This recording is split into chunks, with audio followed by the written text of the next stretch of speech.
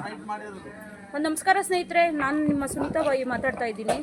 ಈ ಬಿಡದಿ ಭಾಗದಲ್ಲಿ ನೋಡಿರ್ಬೋದು, ನಾವುಗಳೆಲ್ಲನೂ ಸಾಮಾಜಿಕ ಹೋರಾಟಗಾರರೆಲ್ಲನೂ ಜಾಲತಾಣಗಳಲ್ಲಿ ಹಾಕ್ಕೊಂಡಿದ್ದೀವಿ. ಖುಷಿ ಅಂತ ಹೆಣ್ಮಗಳು ರೇಪ್ ಆಗಿದ್ದಾಳೆ. 4ರಿಂದ 6 ಜನ ಮಕ್ಕಳು ಅವಳನ್ನ ರೇಪ್ ಮಾಡಿ ಬೇವರ್ಸಿಗಳು ಕೊಲೆ ಮಾಡಿರೋ ಅಂಥದ್ದು. ಆ ಹುಡುಗಿ ಕಿವಿ ಕೇಳಲ್ಲ, ಮಾತು ಬರಲ್ಲ ಅಂಥ ಹುಡುಗಿನ ಈ ರೀತಿ ಮಾಡೋದಕ್ಕೆ ಪಾಪಿಗಳಿಗೆ ಮನ್ಸು ಹೆಂಗೆ ಬಂತು ಅಂತ ಗೊತ್ತಿಲ್ಲ. ಆಮೇಲೆ ನಮ್ಮ ಪೊಲೀಸ್ ಇಲಾಖೆ ಮಣ್ಣು ತಿಂತಾ ಇದ್ದೀರಾ ಅಂತ ಕೇಳ್ತೀವಿ ನಾವು. ಆಮೇಲೆ ಈ ಭಾಗದಲ್ಲಿರೋ ಅಂಥ ರಾಜಕಾರಣಿಗಳು ಓಟ್ ಹಾಕಿಸ್ಕೊಳ್ಬೇಕಾದ್ರೆ ಬೀದಿ ಗಲ್ಲಿ ಬರ್ತೀರಿ. ವಯಸ್ಸಾದವ್ರನ್ನೂ ಬಿಡಲ್ಲ, ಕುಡ್ರನ್ನ ಯಾರನ್ನೂ ಬಿಡಲ್ಲ ನೀವು. ನೋಡ್ರಿ, ಇಲ್ಲಿ ಒಂದು ಹೆಣ್ಮಗಳು ಬಾಡಿ ಡಿಸ್ಪೋಸ್ ಆಗಿದೆ, ಕೊಳಿತಾ ಇದೆ ಬಾಡಿ. ಇಲ್ಲಿ ನಿಂತ್ಕೊಳಕ್ ಆಗ್ತಿಲ್ಲ ರೀ, ಸ್ಮೆಲ್ಲು ನಿಂತ್ಕೊಳಕ್ ಆಗ್ತಾ ಇಲ್ಲ, ಬಾಡಿ ಸ್ಮೆಲ್ ಇಲ್ಲಿ ಆಯ್ತಾ. ನಿಮ್ಗೆ ಏನಾದ್ರೂ ಮಾನ ಐತೆ, ಮನುಷ್ಯತ್ವ ಏನಾದ್ರೂ ಇದೆಯಾ? ಈ ಭಾಗದವ್ರಿಗೆ ಮನುಷ್ಯತ್ವ ಇದೆಯಾ? ಆ ಹುಡುಗಿಗೆ ಎಷ್ಟು ಅಮಾನುಷವಾಗಿ ಕೊಲೆ ಮಾಡಿದ್ದಾರೆ. ಕೈ ಮುರಿದಿದ್ದಾರೆ, ಕಾಲು ಮುರಿದಿದ್ದಾರೆ, ಬೆನ್ಮೂಳೆ ಮುರಿದಿದ್ದಾರೆ.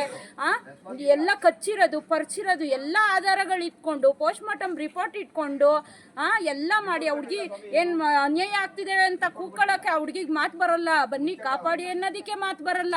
ಅಂಥ ಹೆಣ್ಮಗುನ ಈ ರೀತಿ ಮಾಡಲಿಕ್ಕೆ ಹೆಂಗಪ್ಪ ಮನ್ಸು ಬರ್ತದೆ? ನಿಮ್ಗೆ ಅಕ್ಕ ತಂಗಿದಿರಿಲ್ವಾ? ಅಪ್ಪ ಅಮ್ಮದಿರಿಲ್ವಾ? ನಿಮ್ಮ ಮನೇಲಿ ಯಾರು ಹೆಣ್ಮಕ್ಳೇ ಇಲ್ವಾ? ಇಲ್ಲ ನೀವು ಮದುವೆ ಮಾಡ್ಕೊಂಡಿರೋ ಹೆಣ್ಣಲ್ವಾ? ನಿಮ್ಮ ಹೊಟ್ಟೆಲಿ ಹುಟ್ಟಿರೋ ಹೆಣ್ಮಕ್ಳಲ್ವಾ?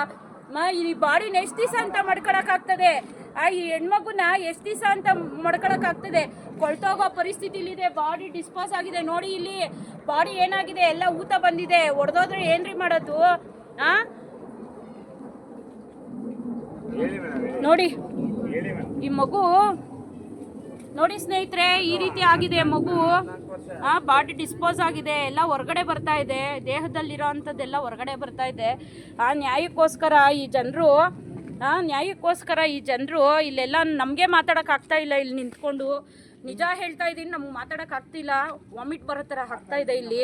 ಅಂಥದ್ರಲ್ಲಿ ಇಲ್ಲಿ ಇವ್ರ ಫ್ಯಾಮಿಲಿಯವರು ಯಾವ ರೀತಿ ಇಲ್ಲಿ ಇಟ್ಕೊಂಡಿರ್ಬೇಕು, ರಾತ್ರಿ ಹಗಲು ಯಾವ ರೀತಿ ಇಟ್ಕೊಂಡಿರ್ಬೇಕು?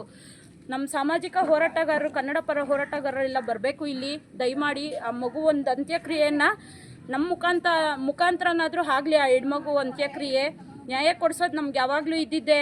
ಆ ಮಗು ಇವಾಗ ಶವ ಸಂಸ್ಕಾರ ಮಾಡಬೇಕಾಗಿರೋದು ಎಲ್ಲರೂ ಧರ್ಮ, ನಮ್ಮ ಧರ್ಮನೂ ಹೌದು, ಫ್ಯಾಮಿಲಿ ಧರ್ಮನೂ ಹೌದು. ಹಂಗಂತ ಹೇಳಿ ಅನ್ಯಾಯ ಆಗಿದೆ ಅಂತ ಹೇಳಿ ತುಂಬ ದಿನವೂ ಕೂಡ ಇಟ್ಕೊಂಡಿರೋಕ್ಕಾಗಲ್ಲ, ಆಯಿತಾ? ಇಲ್ಲ ಅಟ್ಲೀಸ್ಟ್ ಯಾರಾದರೂ ಡಾಕ್ಟ್ರು, ನರ್ಸು ಯಾರಾದರೂ ಬಂದಿದ್ರಪ್ಪ? ನರ್ಸ್ ಬಂದಿದ್ರಾ? ಇಲ್ಲ, ಬಂದಿಲ್ಲ. ಹೇಳಿಲ್ವಾ ನಿಮ್ಗೆ ಈ ತರ ಇಟ್ಕೋಬಾರ್ದು, ರೋಗ ರುಜಿನಗಳು ಬರ್ತದೆ ಅಂತ ಹೇಳಿ? ನಾವೇ ಬೇಕಂತಾನೆ ಇಟ್ಕೊಂಡಿರೋದು. ನೋಡಿದ್ರಲ್ಲ, ನ್ಯಾಯ ಸಿಗಬೇಕು ಅಂತ ಹೇಳಿ ಆ ಹೆಣ್ಮಗುನ ಎಷ್ಟೇ ನೋವಿದ್ರು ಕೂಡ, ಎಷ್ಟೇ ಸಂಕಟ ಇದ್ರೂ ಕೂಡ ಮನೆ ಮುಂದೆ ಇಟ್ಕೊಂಡಿದ್ದಾರೆ. ಇದು ಆಗಬಾರ್ದು. ನಮ್ಮ ಕರ್ನಾಟಕ ರಾಜ್ಯದಲ್ಲಿ ಕಾನೂನು ವ್ಯವಸ್ಥೆ ಬದಲಾಗಬೇಕು. ಇಂಥ ನೊಂದಂಥ ಕುಟುಂಬಕ್ಕೆ ನ್ಯಾಯ ಸಿಗಬೇಕು. ನೀವು ಕೊಡೋ ಅಂಥ ದುಡ್ಡು ಕಾಸು ಅವ್ರ ಹತ್ರ ಇರಲ್ಲ, ದುಡ್ಡು ಕಾಸಿರಲ್ಲ.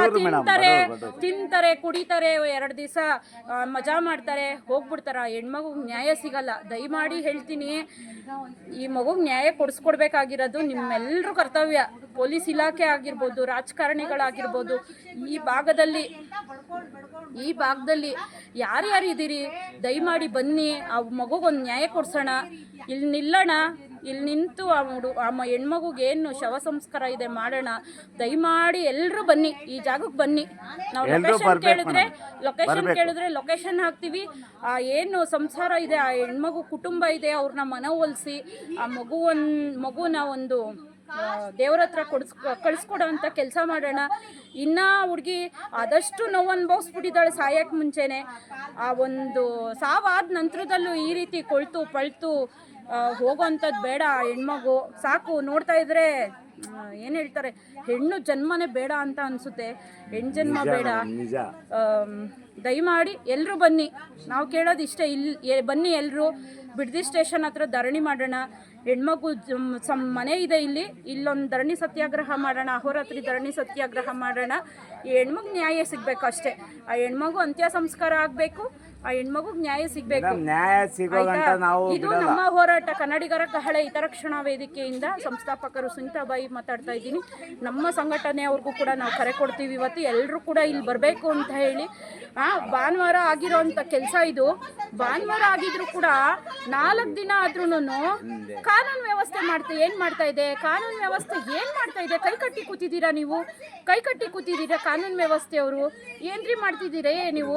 ನಮ್ಮ ಸಂಬಳ ರೀ ನೀವು ತಗೊಳ್ಳೋದು, ಪೊಲೀಸ್ ಇಲಾಖೆ ನಮ್ಮ ಸಂಬಳ ತಗೊಳ್ಳೋದ್ರಿ.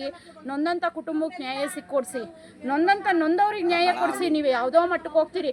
ಇವತ್ತು ಬಡವ್ರ ಮನೆ ಹೆಣ್ಮಕ್ಳಿಗೆ ಅನ್ಯಾಯ ಆಗಿದೆ. ಸಾವಿರಾರು ಜನ ಹೆಣ್ಮಕ್ಳು ರೇಪ್ ಅಂಡ್ ಮರ್ಡರ್ ಆಗ್ತಿದ್ದಾರೆ. ಆ ಜಾಗಗಳಲ್ಲಿ ನಾವು ಹೋಗಿ ಹೋರಾಟ ಮಾಡ್ತಾ ಇದ್ದೀವಿ. ನಿಮ್ಮಂಥ ಪೊಲೀಸ್ ಇಲಾಖೆ ಅವ್ರು ಎಚ್ಚೆತ್ಕೊಂಡ್ರೆ ನಮ್ಮ ಅವಶ್ಯಕತೆ ಇಲ್ಲ ರೀ, ಹೋರಾಟಗಾರರ ಅವಶ್ಯಕತೆ ಇಲ್ಲ. ದಯಮಾಡಿ ಹೇಳ್ತೀನಿ, ಇವತ್ತು ಬಡವ್ರ ಮನೆ ಹೆಣ್ಮಕ್ಳು ನಾಳೆ ನಾಡಿದ್ರಲ್ಲಿ ನಿಮ್ಮ ಮನೆಗೂ ನುಗ್ತಾರೆ, ನಿಮ್ಮನೆ ಹೆಣ್ಮಕ್ಳಿಗೂ ಮಾಡ್ತಾರೆ. ಏನು MP ಗಳ ಮನೆಗೆ ಹೆಣ್ಮಕ್ಳು ಇಲ್ಲ ಅಂತಲ್ಲ, ಪೊಲೀಸವ್ರಿಗೆ ಹೆಣ್ಮಕ್ಳು ಇಲ್ಲ ಅಂತಲ್ಲ. ನಿಮ್ಮ ಹೆಂಡತಿ ಮಕ್ಳಿಗೂ ಮುಂದೊಂದು ದಿನ ಈ ಒಂದು ವ್ಯವಸ್ಥೆಯಲ್ಲಿ ಮುಂದೊಂದು ದಿನ ನಿಮ್ಮನೆ ಬಾಗಿಲಿಗೂ ಈ ಥರ ಒಂದು ಶವ ಬರ್ತದೆ, ಆಯಿತಾ? ನಿಮ್ಮ ಮಗಳಾಗಿರ್ಬೋದು, ನಿಮ್ಮ ಹೆಂಡತಿ ಆಗಿರ್ಬೋದು, ನಿಮ್ಮ ಅಕ್ಕ ತಂಗಿ ಆಗಿರ್ಬೋದು, ಬಂದೇ ಬರ್ತದೆ. ಕಾನೂನು ವ್ಯವಸ್ಥೆ ಬದಲಾಗಲಿ. ದಯಮಾಡಿ ಈಗಲಾದರೂ ಎಚ್ಚೆತ್ಕೊಳ್ಳಿ. ಪೊಲೀಸ್ ಇಲಾಖೆ ಅವರು ನಿರ್ಲಕ್ಷ್ಯ ತೋರಿಸ್ದಂಗೆ ಅಪರಾಧಿಗಳನ್ನ ಹಿಡಿದು ಗಲ್ಲಿಗೇರಿಸುವಂಥ ಕೆಲಸ ಮಾಡಿ ಅಂತ ನಾವು ಕೇಳ್ಕೊತೀವಿ. ಗಲ್ಲಿಗೆ ಏರಿಸಲೇಬೇಕು ಇಂಥವ್ರಿಗೆ. ಎಷ್ಟು ಜನ ರೀ ಅನ್ಯಾಯಕ್ಕೆ ಒಳಗಾಗದೆ ಹೆಣ್ಮಕ್ಳು. ಧರ್ಮಸ್ಥಳ ಸೌಜನ್ಯ 13 ವರ್ಷ ಆಯಿತು, 14ನೇ ವರ್ಷ ನಡೀತಾ ಇದೆ. ಆ ಹೆಣ್ಮಗುಗೆ ನ್ಯಾಯ ಕೊಡ್ಸೋಕ್ಕಾಗಿಲ್ಲ ನಮ್ಮ ಪೊಲೀಸ್ ಇಲಾಖೆಯಲ್ಲಿ. ನೇಹಾ ಹಿರೇಮಠ್ ಆ ಹೆಣ್ಮಗು ಕೇಸಲ್ಲಿ ನ್ಯಾಯ ಕೊಡ್ಸೋಕ್ಕಾಗಿಲ್ಲ. ಆಮೇಲೆ ಹಾವೇರಿಯಲ್ಲಿ ನಮ್ಮ ಸ್ವಾತಿ ಹೆಣ್ಮಗಳು, ಆಯಿತಾ, ಆ ಹೆಣ್ಮಗ್ಳಿಗೆ ನ್ಯಾಯ ಕೊಡ್ಸೋಕ್ಕಾಗ್ತಿಲ್ಲ ನಿಮ್ಮ ಕೈಲಿ. ಏನ್ರಿ ನೀವು ಕೊಡೋ ದುಡ್ಡು ನಮ್ಮ ಹತ್ರ ಇರಲ್ಲ ರೀ. ನ್ಯಾಯ ಕೊಡಿಸಿ ದಯಮಾಡಿ. ಅಪರಾಧಿಗಳು ಯಾರಿದ್ದಾರೆ ಅವ್ರಿಗೆ ಮರಣದಂಡನೆ ಶಿಕ್ಷೆ ಆಗಲೇಬೇಕು. ಅವ್ರು